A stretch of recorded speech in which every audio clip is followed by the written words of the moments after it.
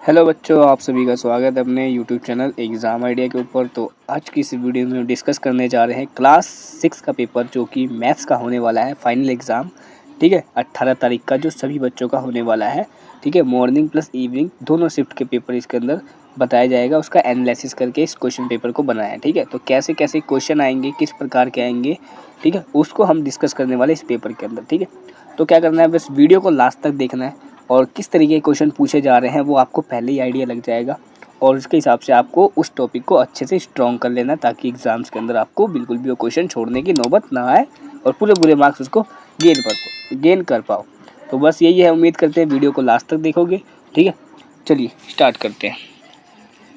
ठीक है, और जितने भी क्वेश्चन हैं इन सभी के मैं आपको सॉल्यूशन भी देने वाला हूँ, तो कोई टेंशन लेने वाली बात नहीं है, सिर्फ क्वेश्चन को देखना है। सभी क्वेश्चन को हम एक एक करके डिस्कस करेंगे और सभी क्वेश्चनों के आंसर मैं लास्ट में आपको देता जाऊँगा। ठीक है, याद रहेगा। चलिए आगे देखते हैं। फर्स्ट क्वेश्चन क्या पूछा है, how many integers lie between the -30 and -20, है ना। -30 तथा -20 के बीच कितने पूर्णांक आते हैं। ठीक है, तो ये पूर्णांक वाले चैप्टर से क्वेश्चन पूछ रखा है आपका। ठीक है, क्वेश्चन नंबर सेकंड क्या बोला है, निम्नलिखित युग्मों में कौन सी संख्या संख्या रेखा पर दूसरी संख्या के दाईं ओर स्थित है। ठीक है, तो इसमें आपको बताना होगा ऑप्शन ए या ऑप्शन बी क्या हो सकता है। ठीक है, तो इस तरीके के क्वेश्चन आते हैं, संख्या रेखा वाला क्वेश्चन। ठीक है, निम्नलिखित में से कौन सी संख्या भिन्न सबसे छोटी है, तो सबसे छोटी इन सब को आपको चेक करना है और बताना है कि सबसे छोटी संख्या कौन सी होगी। ठीक है, इस प्रकार से आपके क्वेश्चन आएंगे। ठीक है, और यहाँ पे एक दे रखा है, ये क्वेश्चन दे रखा है और ये किसके बीच में लाई करेगा ये बताना है, क्या इनके बीच में आएगा, इसके या इसके या इसके। ठीक है, तो इनमें से कौन सा करेक्ट आंसर होने वाला है आपको बताना होगा। ठीक है, सबके सॉल्यूशन दूंगा, टेंशन लेने की कोई बात नहीं है। ठीक है, क्वेश्चन नंबर 5। ठीक है, निम्नलिखित संख्या रेखा कौन सी संख्या रेखा लंबी है आपको ये बताना है। ठीक है, इसी के साथ क्वेश्चन नंबर 6 पूछा है, right for negative integer less than. ठीक है, 10 से 4 नेगेटिव इंटीजर लिखने हैं, यानी कि छोटे माइनस के पूर्णांक लिखने हैं। बहुत इजी क्वेश्चन है। ठीक है, 7 ट्रू और फॉल्स बताना है।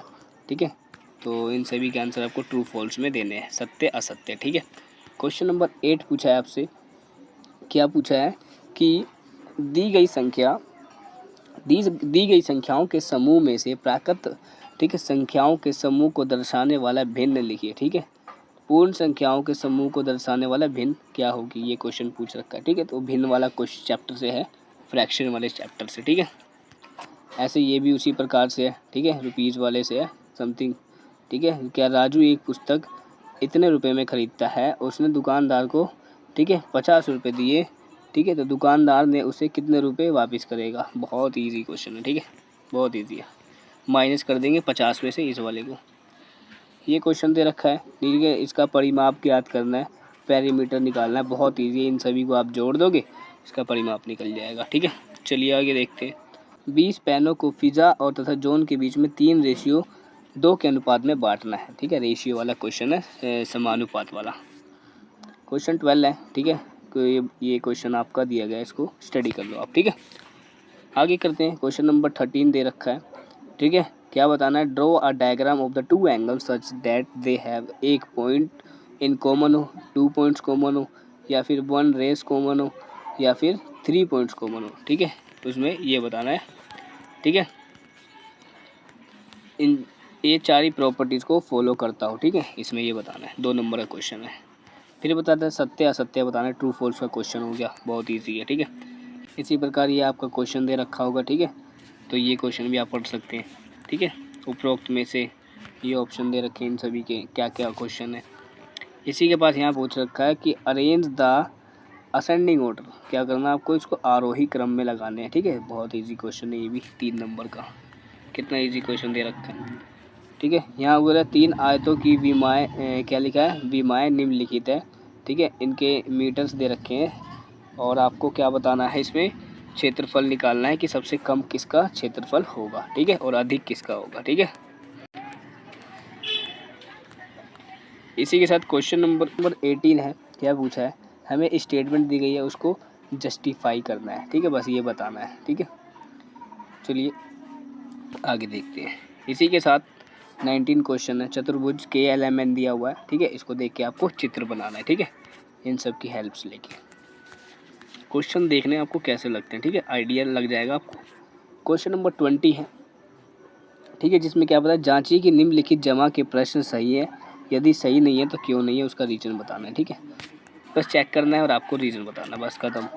ऐसे ही 21 है, ठीक है, ये दे रखा है आपको, इस तरह का क्वेश्चन पढ़ लो फटाफट से। ठीक है, आगे देखते हैं। क्वेश्चन नंबर 22 दे रखा है, ठीक है, ये 22 क्वेश्चन नंबर है, हिंदी इंग्लिश दोनों के लिए पेपर है। ठीक है, तो दोस्तों इस वीडियो के अंदर यहीं तक क्वेश्चन थे जो इम्पोर्टेंट थे, जितने क्वेश्चन भी। ठीक है, चलिए अब इन सभी के एक एक करके क्वेश्चन के आंसर देखते हैं फटाफट से। तो फटाफट क्वेश्चन देख लीजिए, पहले का क्वेश्चन का आंसर है ये।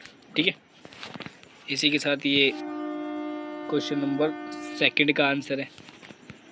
ठीक है, और ये जो रहेगा ये क्वेश्चन नंबर 3 का आंसर रहने वाला है, और ये क्वेश्चन नंबर 4 का आंसर है। ठीक है, पेरीमीटर निकालने वाला जो बताया था।